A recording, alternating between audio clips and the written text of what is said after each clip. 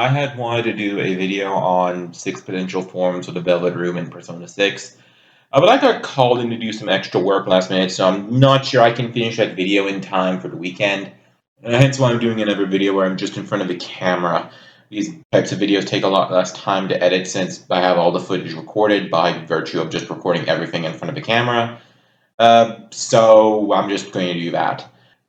My channel had kind of been under a long period of stagnation and even more recently a bit of a decline before finally starting to see growth again. So I just don't want to. I just don't want to stop this output of releases. So I figured, okay, I'm gonna have to do a shorter form video and just get it out there. And unfortunately for a lot of things, but kind of fortunately for me, earlier today,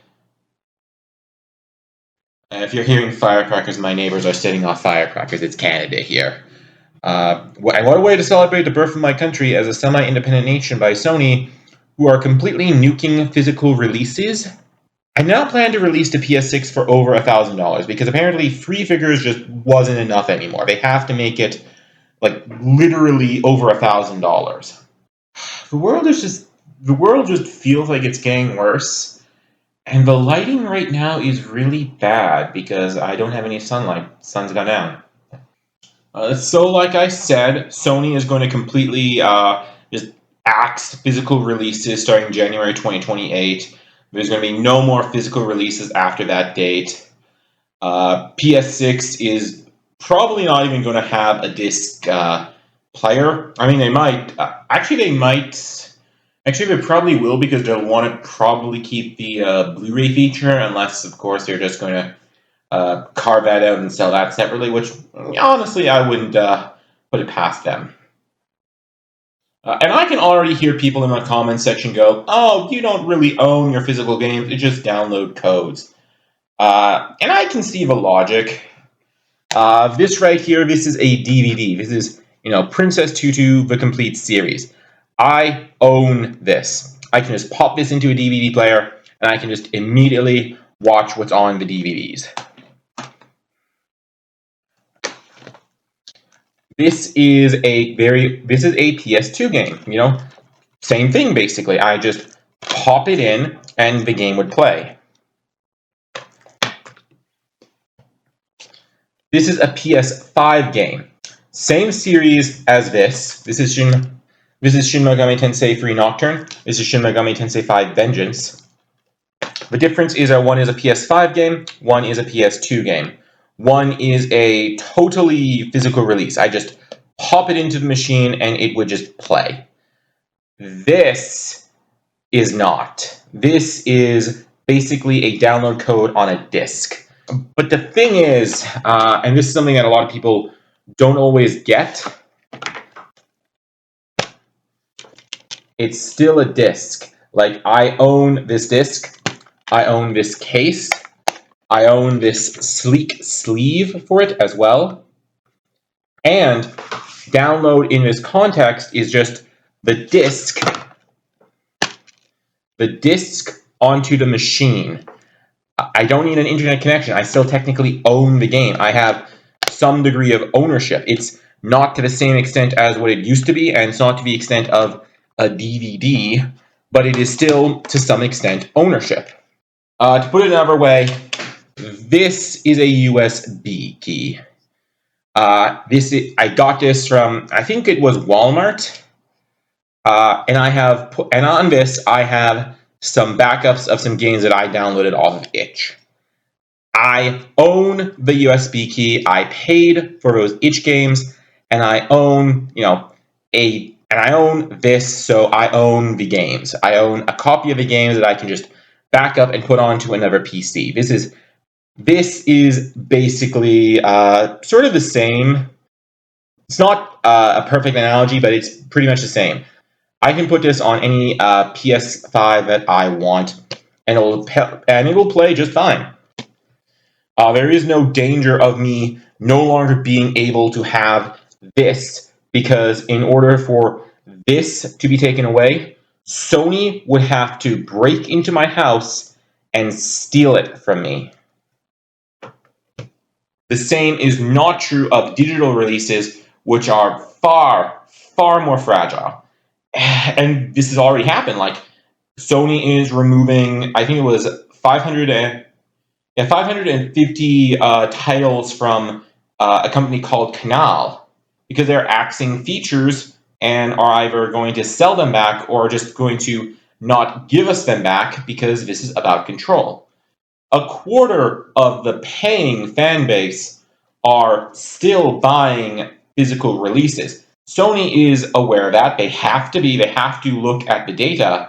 So why are they axing this feature that a lot of people use? And the answer is that it's about control. They want to control what you're allowed to do. This is control. That is basically it. It is a conflict between control and profit, and in this circumstance, control is just winning out.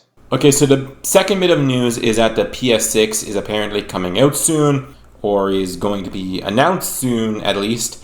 It will not feature the option to play physical games, might not even have a physical disc player, given that Sony decided to have a version of the PS5 without one, and will also cost around $1,000. This is because the system itself is going to be expensive to make, somewhere in the ballpark of $960 according to a leaker, and Sony has openly stated that they do not want the PS6 to be sold at a loss, as consoles have typically been for many generations, and that $960 figure is only in securing the supplies to make the system, not the actual assembly, so the price is going to be for figures, it seems. This, when combined with the rumor that the Xbox is not going to continue into the next generation, means that we could be in a scenario where there will only be one real console plus the Nintendo handheld, which will cordon off all forms of playing games into these monopolized identities, which will hurt the medium undoubtedly. I do feel that consoles have been instrumental in helping to innovate gameplay loops and ideas, even if a lot of companies have been unwilling to really embrace them wholly. Easy example would be the touchscreen and stylus for Trauma Center, Etrian Odyssey, and Persona Q to perform surgeries and make maps. And now that the 3DS is dead, I do worry about losing these features because they aren't preserved. And like with all monopolies, and like we saw earlier in the generation, we could be looking at a game console that removes features rather than preserves or innovates them. Nintendo might do its own thing and innovate a crazy idea just because they are Nintendo, but Sony, who will at this point be the only console, is not a risk taker and is pretty unlikely to commit to anything beyond VR and haptic feedback. That's a bit of a tangent, but monopolies always hurt the paying customer because they make it harder to go to alternatives.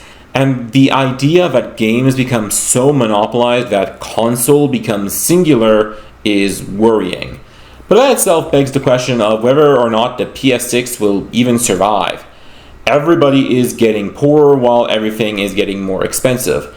Neoliberalism has succeeded in bringing us to a new Gilded Age, where a small rich elite own everything and only give us scraps. And when the option is spending that $1,000 that it took a month to work to make on either a video game console or groceries, most people are going to spend it on their food. It genuinely feels like Sony is just being tone deaf here, if not incredibly moronic. Like, do they expect the PS6 to be like the PS3? A serious question, because the PS3 was a beloved console that did eventually manage to eke out victory over the Xbox 360.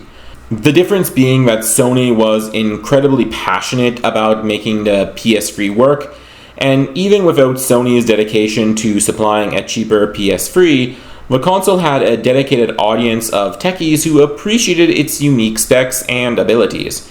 Universities were even using a lot of them as cheaper alternatives for supercomputers. And while it may have been expensive for a console, it also had features like being a DVD and Blu-ray player on top of a game console, and the games that really learned to work with the unique architecture looked fantastic. By contrast, for most people, it still doesn't really feel like the PS5 has really taken off. Games this generation have been very multi-platform focused, and not a lot of exclusives have really been made and have broken ground like The Last of Us did back for the PS3. Even now, it feels like with God of War Lauvi, the PlayStation 5 is only becoming relevant as a game's console right as it's ending. And that's without the successor costing 4 figures. I could walk a few blocks and have a custom PC made for around the same price that the PS6 might launch with, and it would for sure have a disc player to play DVDs and Blu-rays without costing extra like the PS5 did.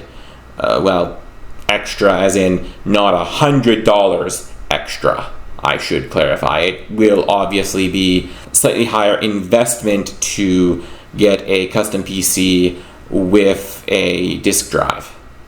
Alternatively, though, I could go on eBay and find an older console for less than $1,000, like the PS3, the PS2, or the PS Vita, all of which have unique games that other platforms don't. And given the slow start and lackluster showing of the PS5, I wouldn't be surprised if the PlayStation 6 launched without any exclusive games. It might have backwards compatibility or upgraded PS5 games, but I seriously doubt that it would have God of War Lauvi 2. And the final thing to note is that because of this price, because of the abandoning of physical games, because of the removal of content from paying customers' digital libraries, there is now a call to boycott. Gamer boycotts are infamous for not working, because apparently a large contingent of the community are trolls who will say that they will not buy something and then buy it anyway, and then give people like me looks of confusion for not buying what I said I was not going to buy. And if not, a legion of very reactive and toxic people who will purposefully buy multiple of a game that people have expressed a desire to boycott simply